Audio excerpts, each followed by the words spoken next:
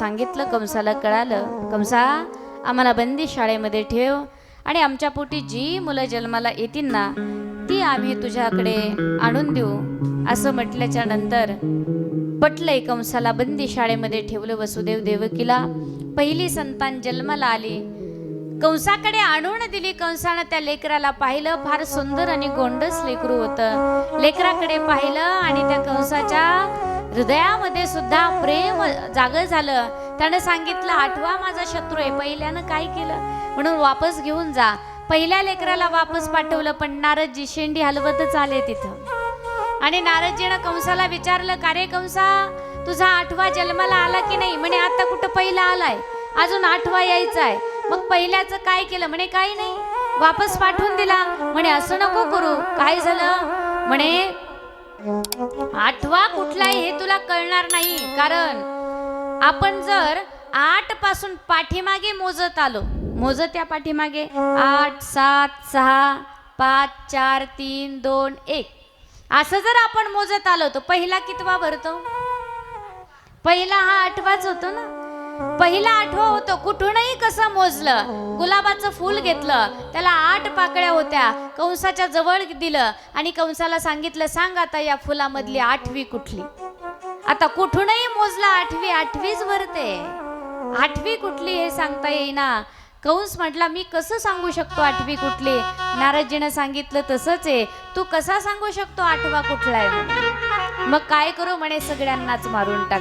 इथं प्रत्येकाकडे शंका निर्माण होती, अरे नारदजी तर एक साधू आहेत, एक महात्मा आहेत आणि त्यांनी असं सांगावं का छोटी छोटी बाळं मारावी मार म्हणून? पण संत हे याच कामासाठी असतात. एखादा जर खूप त्रास देत असेल त्याचा पापाचा गडा भरण्यासाठी नारदजीने हे सांगितलं होतं. कंसाच्या पापाचा अजून गडा भरलेला नव्हता आणि जोपर्यंत आपला गडा भरत नाही तोपर्यंत वरून दोरी तुटत नाही. कंसाला सांगितलं सगळेच मारून टाक. कंसानं पुन्हा वसुदेवजीला सांगितलं त्या बाळाला घेऊन या. बाळ घेऊन आले. बाळाच्या पायाला धरलं, गरगर गरगर असं भिंगवलं आणि शिरेवरती आदळलं. पहिलं मारलं, दुसरं मारलं, तिसरं मारलं, 6 मारले माता मौल्यांनो. 7वा रोहिणी उदरी नेऊन घातलेला आहे आणि 8वे भगवान गोपाल कृष्ण 8 वर्षाचं रूप घेऊन कारागृहामध्ये प्रगट झाले. गोपाल कृष्ण भगवान जय. 8 वर्षाचं रूप माझ्या देवानं घेतलंय. अष्टमीच्या दिवशी रात्री 12 वाजता भगवान परमात्मा जन्माला आले. बोलू लागले, बाबा काळजी करू नका, मला काही होणार नाही. मला या ठिकाणावरून उचला, टोपलीमध्ये भरा, हेच सांगायला मी 8 वर्षाचं रूप घेऊन आलोय. टोपलीमध्ये घ्या, भरा आणि नंद बाबाच्या घरी, नंदाच्या घराला मजनी गोकुळाला नंद बाबाच्या घरी मला नेऊन ठेवा.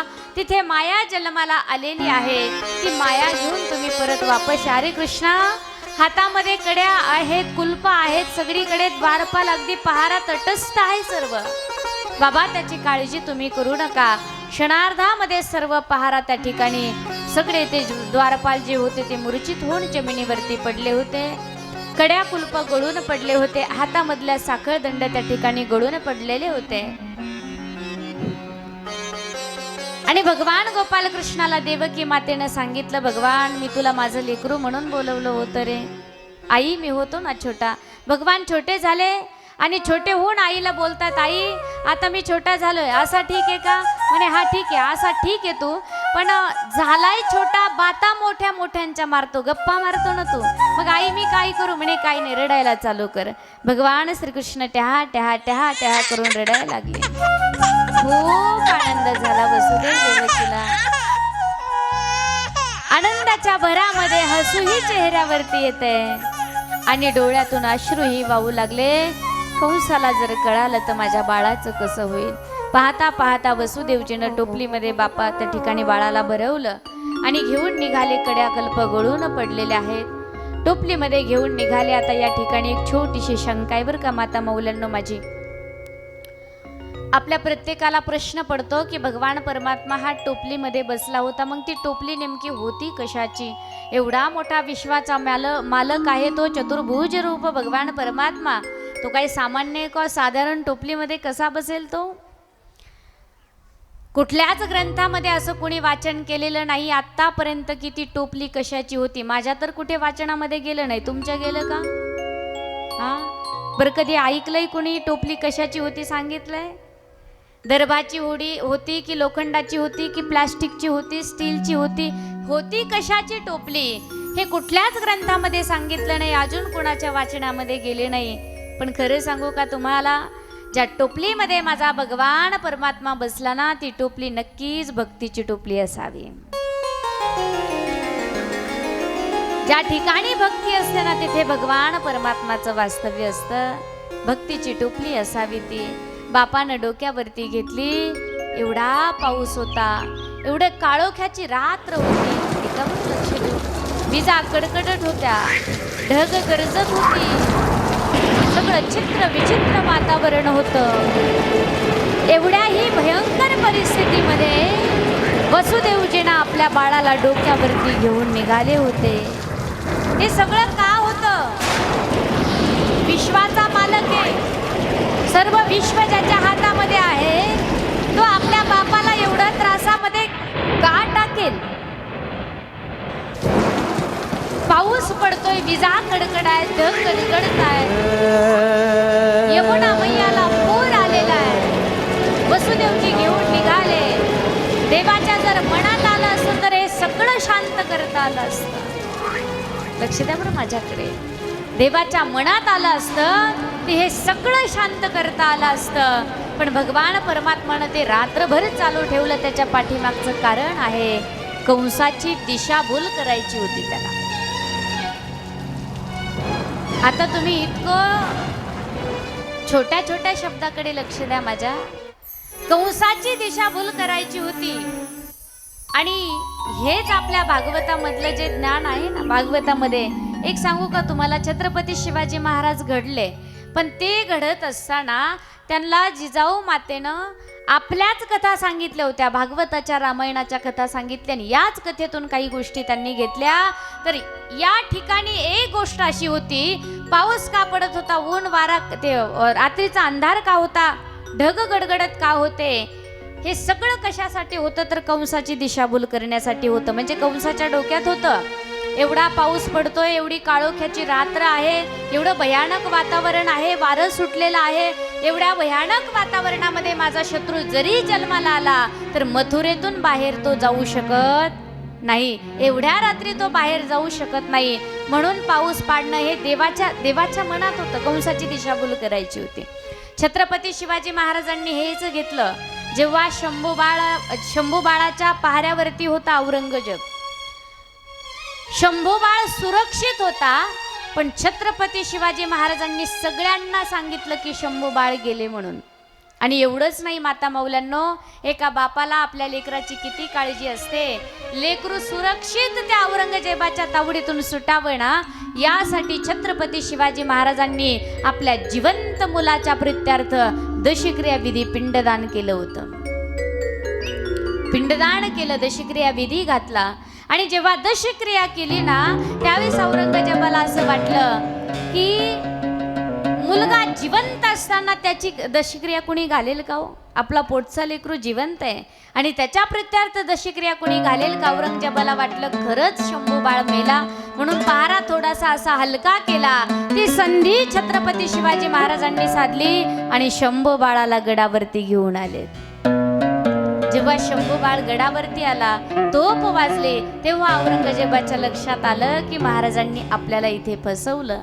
आणि ही गोष्ट घेतली होती महाराजांनी, ती आपल्या भागवतामधली घेतली होती. श्रीकृष्णाने सुद्धा कंसाची दिशाभूल केली. वारं सुटलेला होता, काळोख्याची रात्र होती, गडगडत होतं, यमुना मैयाला पूर आला. अशाही परिस्थितीमध्ये एक बाप आपल्या लेकराला घेऊन चालला होता. माता मौल्यांनो, देवकीनं बाळाला जन्म दिला. जन्म दिल्याच्या नंतर त्या बाळाची आणि आईची ताटातूट झाली. पण त्याच बाळाला सुरक्षित ठेवण्यासाठी एका बापानं एवढ्या रात्री एवढा पाऊस पडत होता तरी सुद्धा माघार घेतली नाही. त्या बापानं डोक्यावरती लेकराला नेऊन सुरक्षित ठिकाणी जाऊन ठेवलं. याचा अर्थ हाच आहे की कधी कधी असं वाटतं आपल्या लेकरावरती आई जितकं प्रेम करते ना, त्यापेक्षा कैक पटीनं जास्त प्रेम आमचा बाप लेकरावरती करत असतो. इतकं प्रेम असतं ना बापाचं लेकरावरती, इतकं प्रेम असतं. त्या प्रेमाची तुलना या जगाच्या पाठीवर कोणी करू शकत नाही. आणि तुम्हाला जर बापाचं प्रेम पाहायचं असेल, आपण सर्वजण लग्न करून माहेरी आलेल्या मुली आहोत किंवा काही मुलींची लग्न होणार आहेत, त्या जेव्हा सासरी जातील ना, ज्या बापाला एक मुलगी आहे आणि ती मुलगी वाटी लावण्याचा प्रसंग आहे, त्या ठिकाणी जाऊन पहा बापाचं किती प्रेम असतं ग. एक गोष्ट आहे की आमचा बाप आयुष्यात कधीच रडत नाही. इतका खंबीर सारखा जगत असतो ना, तो खंबीर जगतो, कधी त्याच्या डोळ्यातून पाणी आलेलं कोणी पाहत नाही. पण असं नाही की त्याच्या हृदयामध्ये प्रेम नसतं, खूप प्रेम करतो होतो, दाखवत नाहीये. दुःख झालं ग म्हणेपर्यंत आमची आई अशी टचकन रडली, तिच्या डोळ्यातून टचकन पाणी बाहेर आलं. पण कितीही दुःख झालं तर खंबीरपणे त्या दुःखाला सामोरे जाणारा बाप, कुटुंबाचं रक्षण करणारा बाप, त्यानं कधीही आपल्या डोळ्यातून पाणी येऊ नाही दिलं. एक रुपया पाहिजे. मुकी माया त्याची मुकी घाल मेल, लेकराच्या पायी उभा जन्म उधळेल. मुकी मुकी माया त्याची मुकी घाल मेल, लेकराच्या पायी उभा जन्म उधळेल. आधाराचा वड जणू वाकल आभाळ, त्याच्या आईनं जीन झालं कसरान मोळ. घडीभर तू थांब जरा ऐक त्याची दापर, लई अवघड हाय गड्या उमगाया बापर, उमगाया बापर. हौरामदी माया त्याच्या काळ्या मेघवानी, दाखविना कधी कुणा डोळ्यातल पाणी. जिजू जिजू संसाराचा गाडा हाकलार, पोटामधी आसू जरी कनावा कलार. घडीभर तू थांब जरा ऐक त्याची दापर, लई अवघड हाय गड्या उमगाया बापर, उमगाया बापर. लई अवघड हाय गड्या उमगाया बापर, उमगाया बापर.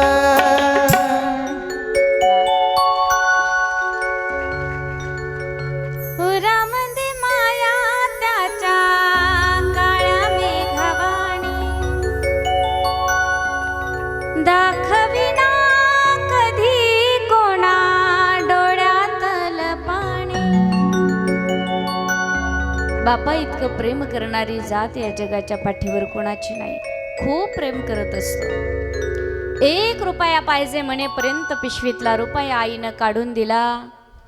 पण तोच बाप असणारा आपल्या पोराच्या कॉलेजची फी भरत असताना आपला स्वाभिमान असणारा, आपली डोक्यावरची पगडी कोणाच्या तरी पायावरती ठेवून कॉलेजची फी भरतो, तो बाप कधी आपल्याला कधी दिसला नाही गड्या. फार लक्ष द्या माझ्याकडे. बापाला कधी कुणी पाहिलंच नाही, पण खरंच खूप प्रेम असतं बापाचं. मी सांगितलं ना तुम्हाला, मुलगी वाटी लावायची त्या ठिकाणी जा ना, कधीच रडला नाही. एक गोष्ट ऐका, एकुलता एक मुलगा एखाद्या बापाला, आणि एकुलता एक मुलगा जर मरण पावला ना, तर कदाचित बाप रडणार नाही. कदाचित म्हणते बरं मी. एकुलता एक मुलगा मरण पावला तर कदाचित बापाच्या डोळ्यातून पाणी येणार नाही, पण एक मुलगी वाटी लावत असताना बाप रडल्याशिवाय राहणार नाही, हे मात्र निश्चित. इतकं प्रेम असतं ना बापाचं आपल्या मुलीवरती, खूप प्रेम असतं. मुलीचं आणि बापाचं नातं काही विशेष असतं. जेव्हा मुलगी जन्माला आली ना, सगळ्याला दुःख होतं. मुलगा पाहिजे होता, मुलगी नको पाहिजे होती, सगळ्यांना दुःख होतं मुलगी जन्माला आल्याच्या नंतर. पण बापाला फार आनंद होतो. जन्माला आली मुलगी की बापाच्या डोळ्यातून टचकन पाणी येतं. मुली एवढं प्रेम सुद्धा बापावर दुसरं कुणी करत नाही पा. आणि बापही आपल्या मुलीवरती खूप प्रेम करत असतो. ज्या दिवशी मुलीच्या अंगाला हळद लागली ना, त्या दिवशी दुसऱ्यांदा बाप रडला. जन्माला आली तेव्हा बाप रडला, हळद लागली तेव्हा दुसऱ्यांदा रडला. मुलगी वाटी लावत असताना तिसऱ्यांदा बाप रडतो. वाटी लावण्याचा प्रसंग पाहना. कन्यादान बापानं केलेलं असतं आणि कन्यादान झाल्याच्या नंतर बापाच्या लक्षात येतं आता माझी मुलगी जाईल. मुलगी जाईल असं म्हटल्याच्या नंतर मुलगी घरामध्ये जाते. मुलीला जेवू घालतात. जेवण झाल्याच्या नंतर देव चोरतात. देव चोरणं झालं. मुलगी घराच्या बाहेर पडली. सगळ्यात अगोदर आईच्या जवळ जाते. आईच्या जवळ जाऊन आईला बिलगते. आईने आईला मोठ्यानं सांगते, आई निघाले का आता मी? माझ्या पाठीमागे माझ्या बाबाची काळजी घे बरं. तुझ्याशिवाय माझ्या बापाला कोण नाहीये. माझ्या बापाची काळजी घे. मावशी आली, मामी आली, काकी आली, सगळ्या जणी आल्या. आमचा भाऊ सुद्धा. बरं आपण म्हणतो पुरुषांच्या हृदयामध्ये प्रेम नाही. बाई विचार करा खरं. आपल्या जो पाठीवरचा भाऊ असतो ना, तो रोज आपल्या सोबत भांडण करत असतो. जाग म्हणे कुत्रे, तुझ्या लग्नात मी अजिबात रडणार नाही. पण बहिणीला वाटी लावत असताना भाऊ दाई पुकलून रडल्याशिवाय खूप रडतो भाऊ. बाई तुम्हाला खरं सांगू का, आम्ही एवढं कथा करतो, कीर्तन करतो, पण जेव्हा घरी जाऊ ना, तेव्हा अजूनही माझे भाऊ माझ्यासोबत भांडण करतायत. आमची फार मस्ती चालते. लग्न झालंय भावाचं, माझंही लग्न झालंय, पण भावाचं प्रेम ते भावाचं प्रेम असतं. खूप रडतो आमचा भाऊ. सगळ्यांच्या जवळ मुलगी रडली. शेवटी गाडीत बसणार, पण तिच्या लक्षात येतं बाप जवळ आलाच नाही ना. तिच्या लक्षात येतं का माझे बाबा कुठे? कुणीतरी मैत्रीण येते आणि सांगते, पहा ना तुझे बाबा मंडप मध्ये पात्र उचलतात. बापानं पात्र उचल. सगळे पाहुणे जेवून गेलेले असतात. आमचा बाप मंडप मधले पात्र उचलत असतो. डोळ्यातले अश्रू त्या पात्रामध्ये टपटप टपटप पडत असतात. पण इकडे यायचं नसतं. मी जर गेलो तर माझ्या मुलीचा पाय ओढणार नाही. तरी सुद्धा मुलीनं बापाला पाहावं, बाबा म्हणून अंबरडा फोडावा, पळत जावं बापाकडे, बिलगावं बापाला, अश्रूचा बांध फुटावा अशी परिस्थिती होते. धाय मोकळून आमचा बाप रडला हो त्या क्षणी. पण बाप रडत असताना सुद्धा माझ्या बापाला एकच गोष्ट आठवली, आता जर मी रडलो तर माझ्या कुटुंबाला कोण सावरेल. म्हणून बापानं पुन्हा आपल्या मुलीला आपल्यापासून दूर केला आणि गाडीमध्ये बसवलं. मुलगी गाडीत बसली. गाडी पुढे निघाली. वरती हात करून मुलीला निरोप दिला आणि आमचा बाप अंतकरणापासून शेवटची इच्छा मुलीविषयी व्यक्त करतो. सासू सासऱ्याच्या छायेत राहतो, नवऱ्याच्या प्रेमात नाहतो. लागू दे ताईला माझ्या, लागू दे ताईला माझ्या, सासरची गोडी नेसली माहेरची साडी, नेसली माहेरची साडी, नेसली माहेरची साडी.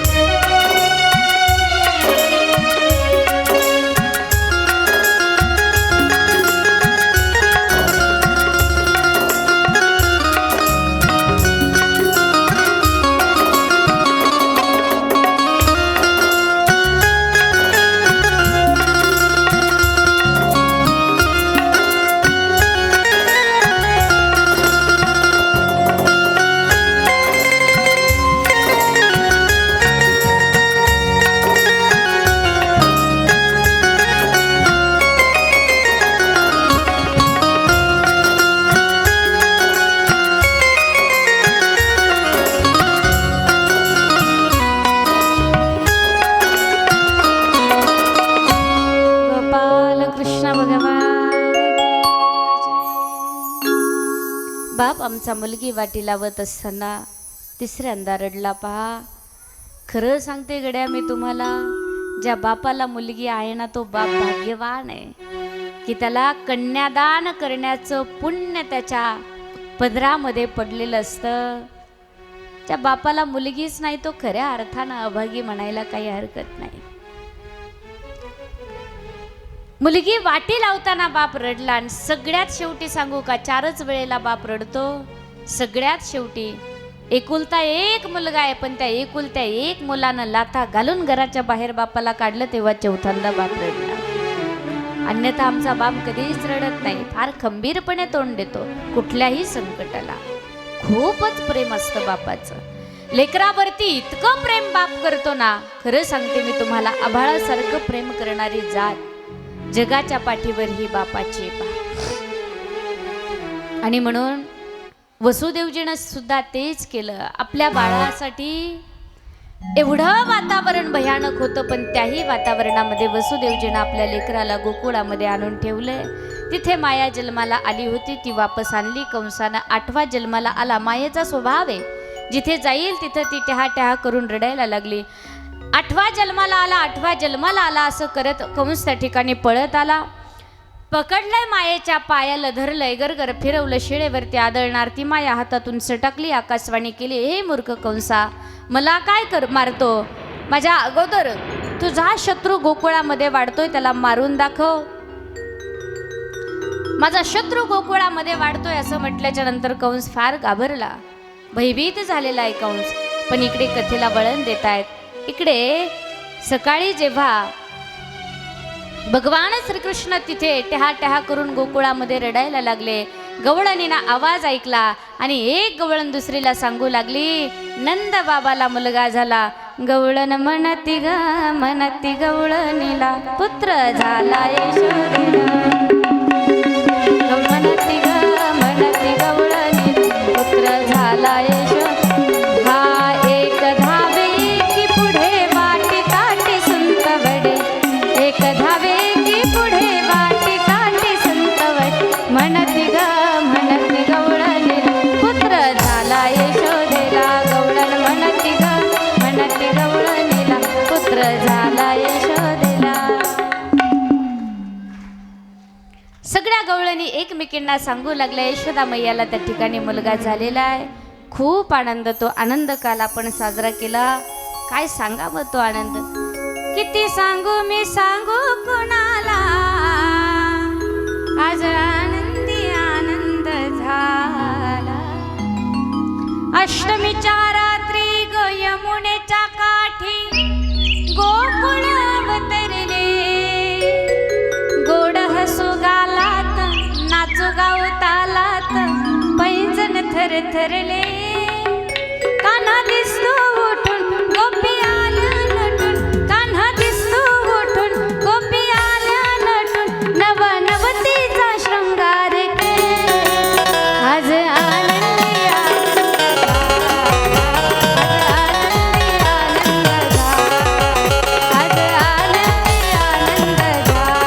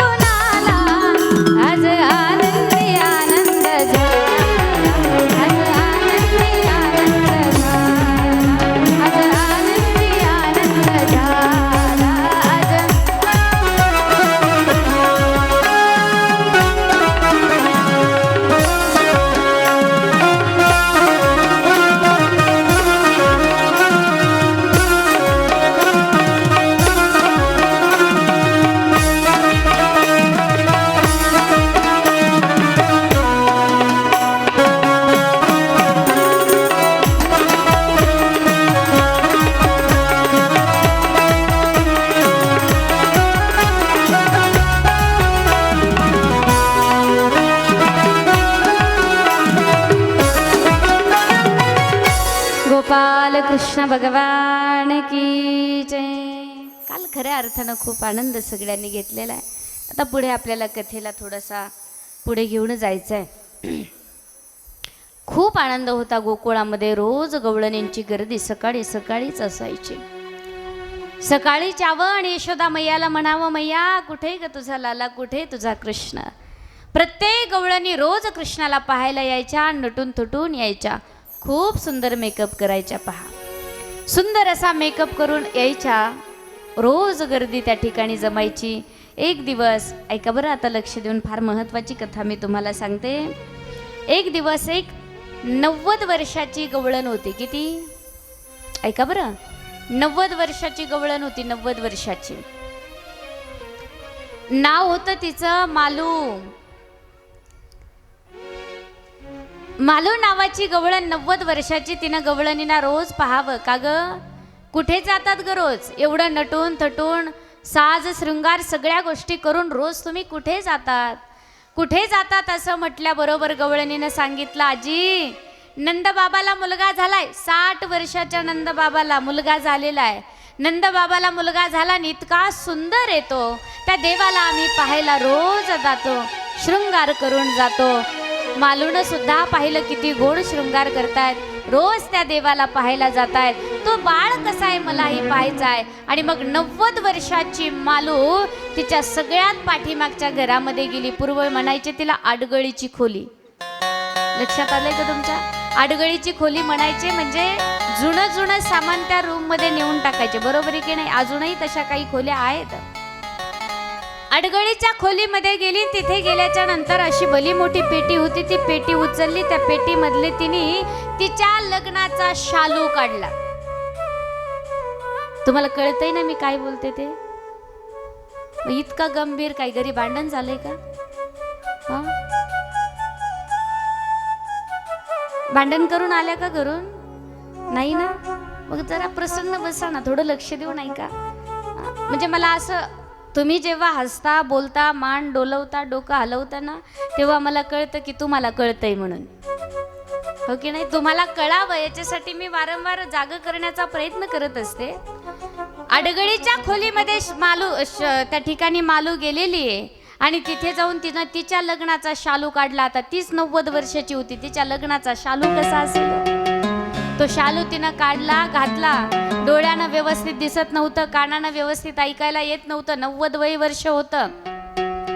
शालू अंगावरती घातला आणि इतका सुंदर तिनं मेकअप केला. काय सांगू महिला मंडळ तुम्हाला, जी ओठाला लिपस्टिक लावायची ना ती डोळ्यामध्ये घातली तिनं आणि डोळ्यामधलं काजळ ओठाला लावलेलं आहे.